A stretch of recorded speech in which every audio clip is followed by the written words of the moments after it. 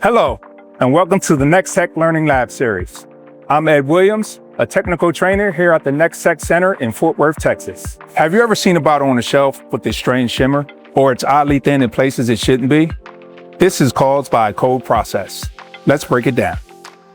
This is what we call pearlescence, which produces a cloudy, shiny defect, obscuring the product's shelf presence and causing inconsistent section weights, meaning some areas are thinner than others. In our level 1 training course, we'll get into the science of why this happens, but for now, let's just fix it.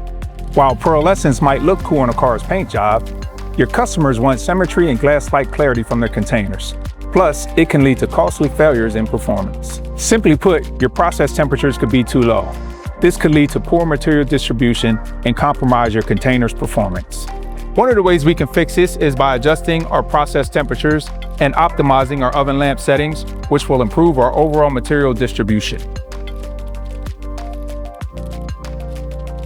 This concept applies to any blow motor you run, whether it's side L, Crohn's, or KHS. Next, we'll confirm our adjustments by inspecting for clarity and measuring section weights on a new sample, ensuring consistent distribution has been achieved.